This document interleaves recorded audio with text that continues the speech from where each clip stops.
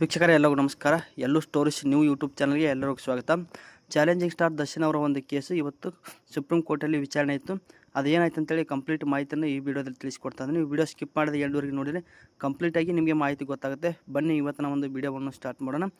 ರೇಣುಕಾಸ್ವಾಮಿ ಕೊಲೆ ಪ್ರಕರಣಕ್ಕೆ ಸಂಬಂಧಪಟ್ಟ ಹಾಗೆ ಚಾಲೆಂಜಿಂಗ್ ಸ್ಟಾರ್ ದರ್ಶನ್ ಅವರು ಈ ಹಿಂದೆ ಕೂಡ ಅವರು ಹೈಕೋರ್ಟ್ ಮೊರೆ ಕೂಡ ಹೋಗಿದ್ದರು ಬೇಲ್ಗಾಗಿ.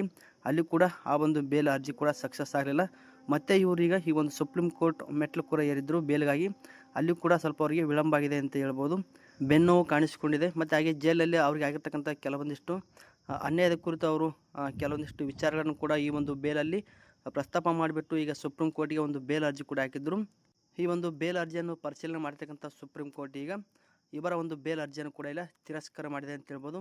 2027 ಮೇ 15ರವರೆಗೆ ಚಾಲೆಂಜಿಂಗ್ ಸ್ಟಾರ್ ದರ್ಶನ್ ಅವರಿಗೆ ಯಾವುದೇ ರೀತಿ ಬೇಲ್ ಸಿಗಲ್ಲ ಅಂತ ಹೇಳ್ಬಿಟ್ಟು ಈಗ ದರ್ಶನ್ ಅವರು ಹಾಕಿದಂಥ ಈ ಒಂದು ಬೇಲ್ ಅರ್ಜಿಯನ್ನು ರಿಜೆಕ್ಟ್ ಮಾಡಿಬಿಟ್ಟು ಈ ಒಂದು ಹೈಕೋರ್ಟ್ಗೆ ಈ ಒಂದು ಕೇಸನ್ನು ಆದಷ್ಟು ಬೇಗನೆ ನೀವು ವಿಚಾರಣೆ ಮಾಡಿ ಮುಗಿಸ್ಬೇಕಂತೇಳಿ ಒಂದು ನೋಟಿಸನ್ನು ನೀಡಿಬಿಟ್ಟು ಈಗ ಆದೇಶವನ್ನು ಕೂಡ ಸುಪ್ರೀಂ ಕೋರ್ಟ್ ಹೊರಡಿಸಿದೆ. ಇಲ್ಲಿವರೆಗೆ ಚಾಲೆಂಜಿಂಗ್ ಸ್ಟಾರ್ ದರ್ಶನ್ ಅವರ ಒಂದು ಮಡದಿ ವಿಜಯಲಕ್ಷ್ಮಿ ದರ್ಶನ್ ಅವರು ಕೂಡ ಸಾಕಷ್ಟು ದೇವಸ್ಥಾನಗಳಲ್ಲಿ ಕೂಡ ಅವರು ಪೂಜೆಗಳನ್ನು ಮಾಡಿಬಿಟ್ಟು ಅವರ ಒಂದು ಬೇಲ್ಗಾಗಿ ಪ್ರಾರ್ಥನೆ ಕೂಡ ಮಾಡಿಕೊಂಡಿದ್ದರು. ಅದು ಕೂಡ ಈಗ ವ್ಯರ್ಥ ಆಗಿದೆ ಅಂತ ಹೇಳ್ಬೋದು.